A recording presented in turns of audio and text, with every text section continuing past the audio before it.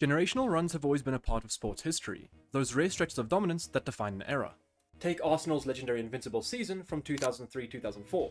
That season saw them winning the Premier League title with 26 wins, 12 draws, and 0 defeats. No other team has replicated an invincible season since then. And for my viewers that call football soccer, let's look at something closer to home. MJ's run with the Chicago Bulls saw them win 6 championships in 8 years. A dynasty built on consistency, mentality, and pure greatness. However, you might argue that the Celtics' run from 57 to 69 might be more impressive, with 11 out of 13 possible championship wins, as this stands as one of the most dominant stretches in sports history. No matter which way you look at it, these are what we call generational runs. Moments in time where everything clicks and greatness feels inevitable. And believe it or not, the Pokémon trading card game has had its own moments just like this. So today, let's take a look at some of Pokémon's most generational runs.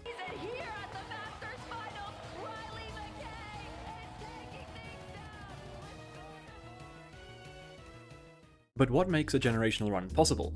In traditional sports, it's things like teamwork, discipline, and adaptability. In the Pokémon trading card game, it all comes down to one keyword: consistency. You have to be consistent in every single aspect of your game. Your gameplay has to be clean, your deck needs to be consistent. No matter how strong your strategy is, it means nothing if your deck can't perform when it matters the most. And your meta knowledge has to be constantly evolving, staying ahead of the format and understanding the matchups. When all three of these align, that's when consistent results start to happen. And no player embodies that idea better than arguably the greatest player of all time, Reklev. Every era of the Pokémon TCG has players who dominated for a season or two, but he's been shaping the game's metagame itself for nearly a decade. He's the player who doesn't just play the best deck, he creates it. Time and time again, he's been the first to uncover combinations and strategies that go on to define entire formats. From his early days with decks like Zoroark GX, which he helped turn from a solid archetype into a tournament powerhouse, to more recent times where he's still finding success with creative lists, like Terrabox and Megabox. Tord has proven that innovation and discipline can coexist. While others follow trends, Tord sets them.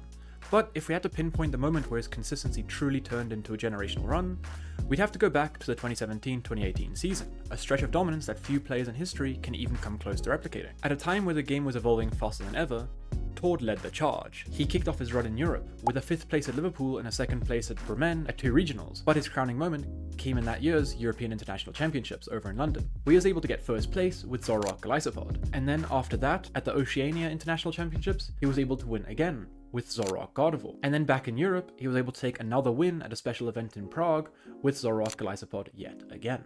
And then came NAIC. However, he didn't win this event, he did get 2nd place, and this was with pure Zoroark. He took out everything else, made the deck as consistent as possible, and showed that Zoroark doesn't need partners to have success. And he wrapped the season up with a 63rd place at this year's World Championships. His decks weren't just consistent, they were perfectly tuned to the metagame, and that stretch of time, those few months where every major event seemed to end up with his name on top, that set the tone for Pokemon's versions of a generational run.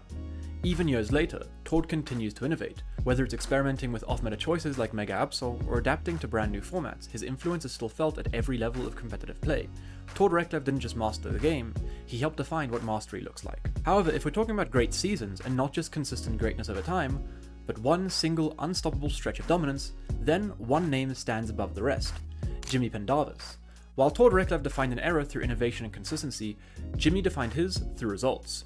His 2018-2019 season is the textbook definition of a generational run, the kind of performance that feels almost scripted, like everything just fell perfectly into place. Coming off of a top 16 placement at the World Championships in the previous season, his 2018 season started with the top 16 as well at a regional over in Philadelphia, and then after that, he took his first win over in Portland. And then came LAIC, where he put up a respectable 33rd. However, back in North America, he was able to win yet another regional, over in Roanoke, and then another one in Anaheim, and then another one in Toronto. And it just kept happening. His greatness shined through over and over again. Whether it was top 8, top 4, or top 16, you knew that Jimmy would be at the top tables. Throughout the season, he collected multiple regional wins, a feat almost unheard of in modern Pokemon.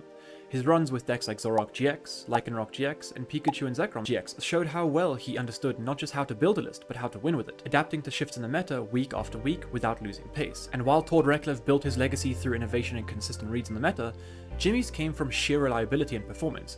Every event he entered felt like he was already playing from the front foot. By the end of that year, Jimmy had established one of the most dominant single-season performances the game has ever seen, Not because of flashy innovation, but because of pure consistency under pressure. And just like Tord, he wrapped up that season with a 63rd place at the World Championships.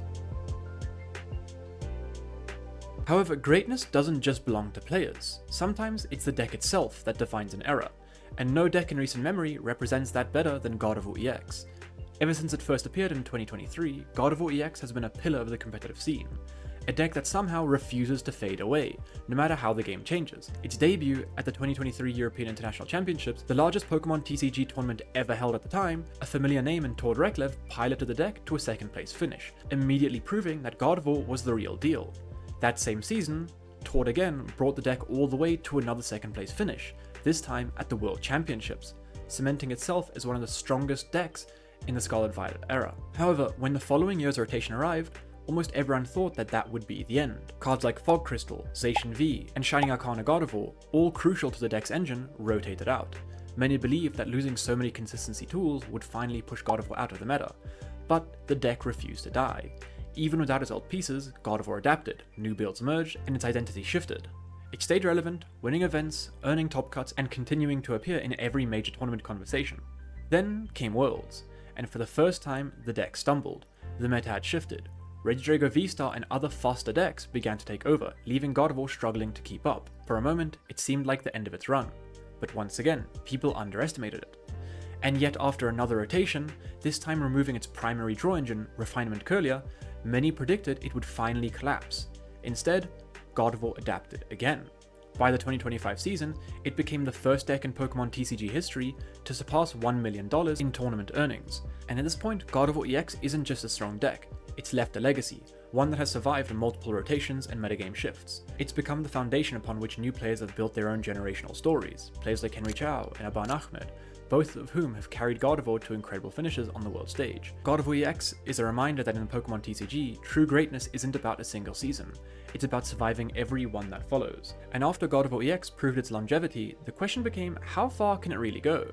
And that answer came from one single decklist, 60 cards that would redefine what Gardevoir meant in the modern era.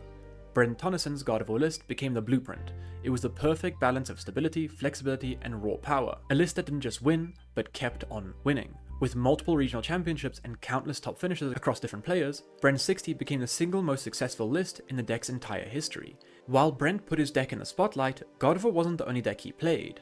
Unlike Henry Chow, who took the idea of being a one-trick to an entirely new level. Since he first started competing, Henry has only ever played one deck. You guessed it, Gardevoir EX. Most players would eventually move on, but Henry didn't. He committed to mastering every possible matchup and every variation of the list. And in 2025, that dedication paid off. Henry won 3 regional championships in a single season, with the second place on top of that, all with Gardevoir EX. Everyone knew what he was bringing to the table, they'd seen the lists, prepared for the matchup, but none of that mattered. Henry was simply better. That was until Monterey Regionals, where he faced a familiar name in the finals, Aban Ahmed. The irony? Henry had given Aban his list, and that day, Aban didn't just win, he took the torch. What followed was one of the most impressive streaks in recent Pokemon TCG history, 3 consecutive regional final appearances, all with Gardevoir EX. It was poetic, the deck that had survived rotations and metas now producing a new generation of players carrying on its legacy. From Brent's list, to Henry's dominance, to Aban's rise, Gardevoir EX isn't just a deck anymore, it's a dynasty. However, there was still one piece missing from Gardevoir's kingdom, the one thing it had never claimed, one thing it had been so close to claiming, a World Championship title. Tord Reklev had come painfully close in 2023, taking second place at the deck's first ever Worlds appearance, but the following year, Gardevoir was nowhere to be seen, completely overshadowed by faster, more explosive decks. So, 2025 was its last shot, its final chance at glory before rotation would take it out of the format for good. And just when it seemed like the story was over, a new one began to unfold.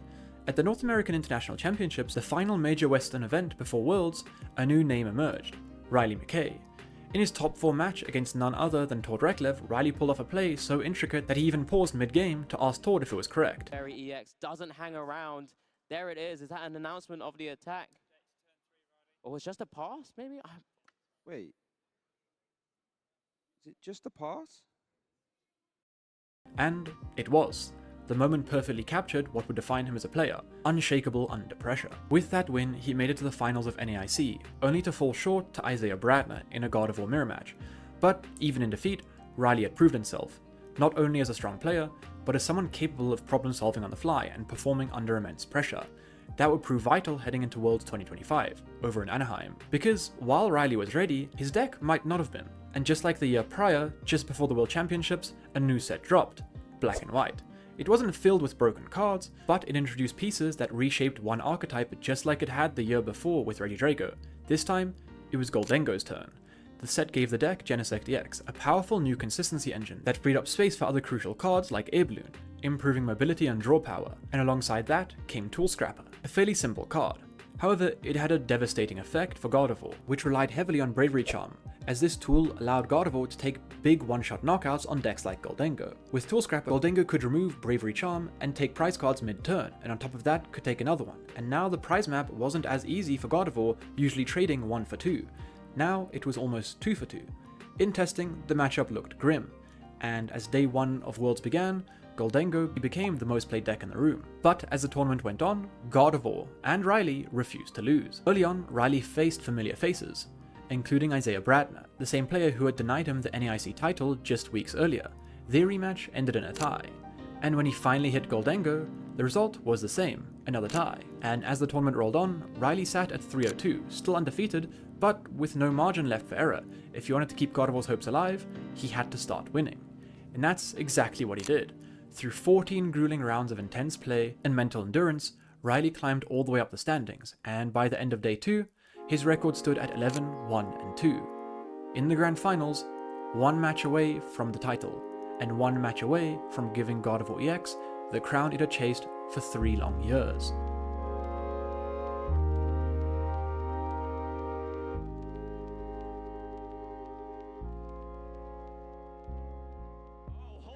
For the big knockout if we want. The genome hacking knockout is lined up too. The Duskull could be taken off the board in combination with this. Oh my There's a lot to look out for. Oh my gosh, genome hacking, not just having its own move, it's hacking the system, copying the Dragapult EX and able to use its powerful move against it here and then applied with that Fairy Zone on the Lily. Oh, he's ready to just give up the game. It's over.